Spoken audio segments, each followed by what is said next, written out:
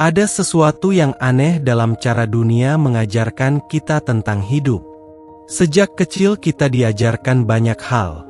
Matematika, sejarah, bahasa, bahkan cara memecahkan rumus-rumus yang rumit. Kita belajar bagaimana menghitung angka dengan presisi, bagaimana memahami teori, dan bagaimana mengejar nilai yang tinggi agar masa depan terlihat lebih cerah. Tetapi ada satu hal yang justru sangat menentukan arah kehidupan seseorang, dan hampir tidak pernah diajarkan secara serius. Hal itu adalah tentang rezeki.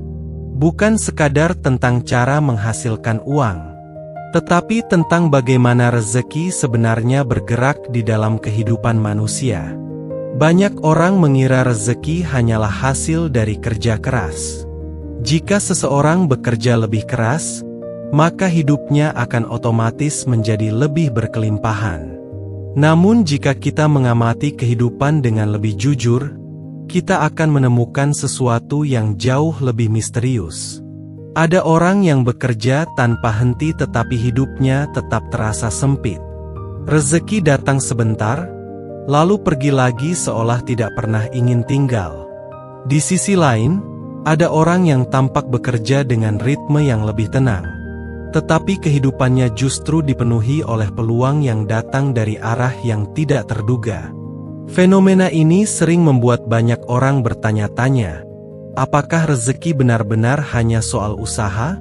Ataukah ada sesuatu yang lebih halus, sesuatu yang jarang dibicarakan di ruang kelas, tetapi diam-diam memengaruhi bagaimana kehidupan memberi atau menahan kelimpahan? Dalam video ini, kita akan membuka sebuah perenungan yang jarang diajarkan secara langsung. Hal-hal tentang rezeki yang tidak pernah masuk dalam buku pelajaran, tetapi justru sangat menentukan arah hidup seseorang. Jika kita menengok ke belakang dalam sejarah manusia, kita akan menemukan sesuatu yang menarik. Pengetahuan tentang rezeki sebenarnya pernah dibicarakan secara lebih dalam oleh para filsuf, guru spiritual, dan pemikir kehidupan. Namun cara mereka membicarakannya sangat berbeda dari cara modern kita memahami uang atau penghasilan. Bagi para pemikir kuno, rezeki bukan sekadar hasil kerja fisik. Ia sering dipandang sebagai hasil dari keselarasan antara tindakan manusia dan keadaan batinnya. Dalam banyak tradisi Timur, terutama dalam ajaran Taoisme dan Buddhisme, para guru sering mengingatkan bahwa kehidupan memiliki kecenderungan alami untuk bergerak menuju keseimbangan. Ketika seseorang hidup dengan keselarasan batin, keputusan yang ia ambil menjadi lebih jernih. Ia melihat peluang yang sebelumnya tidak terlihat oleh orang lain. Tetapi ketika seseorang hidup dengan kekacauan batin, dipenuhi rasa takut, kekurangan, atau iri, ia sering tanpa sadar menutup pintu-pintu peluang yang sebenarnya ada di depannya. Para filsuf Yunani kuno juga memiliki pandangan yang tidak jauh berbeda. Mereka percaya bahwa kualitas batin seseorang akan tercermin dalam kualitas hidup yang ia bangun. Aristoteles pernah menyebut bahwa kehidupan manusia tidak hanya dibentuk oleh tindakan besar, tetapi oleh kebiasaan-kebiasaan kecil yang lahir dari cara seseorang memandang dunia. Dalam banyak tradisi sufisme, para guru bahkan mengatakan bahwa rezeki memiliki hubungan erat dengan keadaan hati manusia. Mereka mengajarkan bahwa seseorang yang hatinya sempit seringkali melihat dunia sebagai tempat yang sempit pula. Sebaliknya, seseorang yang hatinya luas cenderung melihat dunia sebagai tempat yang penuh kemungkinan. Namun seiring waktu, pengetahuan seperti ini perlahan menghilang dari sistem pendidikan modern. Kita diajarkan bagaimana mencari pekerjaan, tetapi jarang diajarkan bagaimana membangun hubungan yang sehat dengan rezeki itu sendiri. Untuk mulai memahami rezeki dengan cara yang lebih dalam, kita perlu melepaskan satu asumsi yang selama ini sering kita pegang, bahwa rezeki hanya bergerak mengikuti usaha yang terlihat. Usaha memang penting. Tidak ada kehidupan yang berkembang tanpa kerja, disiplin, dan tindakan nyata. Namun jika kita mengamati perjalanan hidup banyak orang, kita akan melihat bahwa usaha bukan satu-satunya faktor yang menentukan arah rezeki. Ada orang yang bekerja sangat keras selama bertahun-tahun, tetapi hidupnya tetap terasa seperti berjalan di tempat. Sementara ada orang lain yang tampaknya mengambil langkah yang lebih sederhana, tetapi peluang datang kepadanya dari arah yang tidak terduga. Perbedaan ini seringkali tidak terlihat pada tingkat usaha, tetapi pada cara seseorang memandang dunia dan memandang dirinya sendiri. Cara pandang ini membentuk keputusan-keputusan kecil yang kita ambil setiap hari. Misalnya, seseorang yang percaya bahwa dunia penuh peluang cenderung lebih berani mencoba hal baru. Ia melihat kegagalan sebagai bagian dari proses, bukan sebagai bukti bahwa ia tidak layak berhasil. Sebaliknya, seseorang yang hidup dengan keyakinan bahwa hidup selalu sempit sering mengambil keputusan dengan rasa takut. Ia menunda peluang, meragukan dirinya sendiri, atau mundur terlalu cepat sebelum sesuatu sempat berkembang. Dalam jangka panjang, keputusan-keputusan kecil seperti inilah yang secara perlahan membentuk arah rezeki dalam kehidupan seseorang. Setelah memahami bahwa cara pandang memengaruhi keputusan, kita mulai melihat paradoks yang menarik tentang rezeki. Seringkali rezeki tidak datang kepada orang yang paling mengejarnya. Pernyataan ini mungkin terdengar membingungkan pada awalnya. Bukankah kita selalu diajarkan bahwa semakin keras seseorang mengejar sesuatu, semakin besar kemungkinan ia mendapatkannya? Dalam beberapa hal itu benar. Usaha tetap merupakan bagian penting dari kehidupan. Namun dalam banyak kasus, mengejar sesuatu dengan terlalu banyak rasa takut justru menciptakan tekanan yang membuat seseorang melihat dunia dengan cara yang sempit. Ketika seseorang hidup dengan rasa takut kekurangan, pikirannya cenderung fokus pada apa yang tidak ada. Fokus seperti ini secara perlahan memengaruhi keputusan yang ia ambil.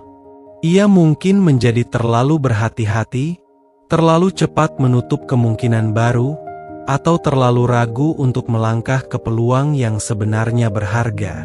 Sebaliknya, seseorang yang memiliki rasa cukup sering bergerak dengan energi yang berbeda. Ia tidak berhenti berusaha, tetapi ia tidak dikuasai oleh rasa panik terhadap masa depan.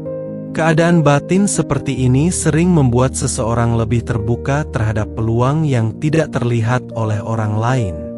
Ia lebih tenang dalam mengambil keputusan, lebih sabar dalam membangun sesuatu, dan lebih konsisten dalam menghadapi rintangan.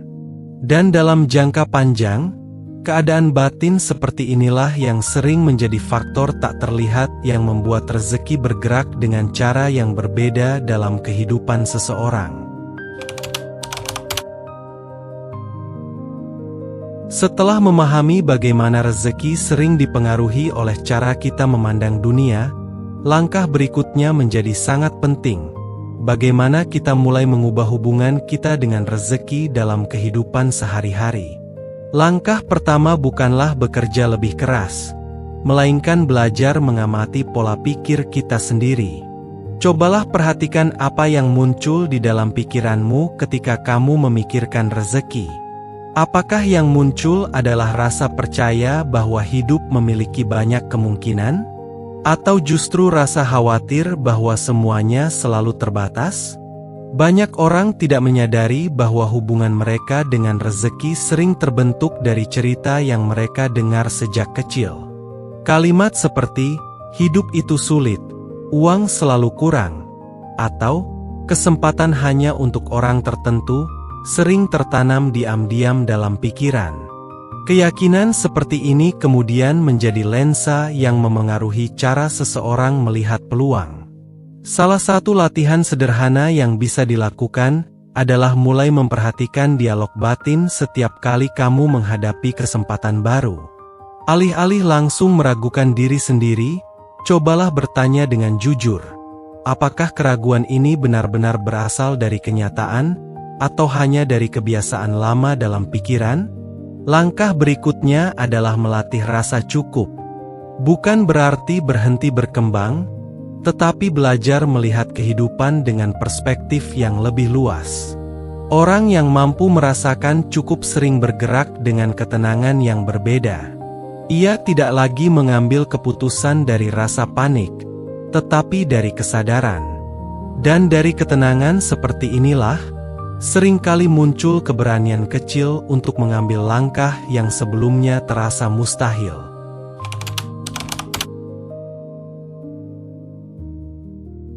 Pada akhirnya, mungkin kita mulai memahami sesuatu yang selama ini terasa samar. Bahwa rezeki tidak selalu bergerak hanya karena usaha yang terlihat. Usaha tetap penting. Dunia nyata tetap membutuhkan kerja, disiplin, dan keputusan yang bijaksana. Tetapi di balik semua itu, ada lapisan yang sering tidak diajarkan. Lapisan tentang cara seseorang memandang dirinya dan kehidupannya.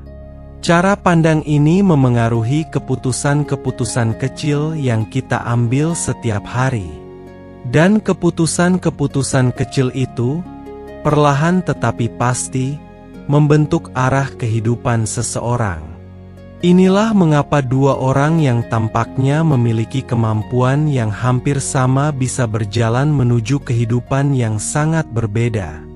Bukan karena dunia selalu memperlakukan mereka secara berbeda, tetapi karena cara mereka merespons dunia juga berbeda. Mungkin inilah salah satu hal paling penting tentang rezeki yang tidak pernah diajarkan di sekolah, bahwa rezeki sering mengikuti cara seseorang melihat kemungkinan dalam hidupnya. Jadi sebelum kita berpisah di video ini, cobalah tanyakan satu pertanyaan yang sederhana kepada dirimu sendiri. Apakah selama ini kamu melihat hidup sebagai tempat yang sempit? Atau sebagai tempat yang penuh kemungkinan?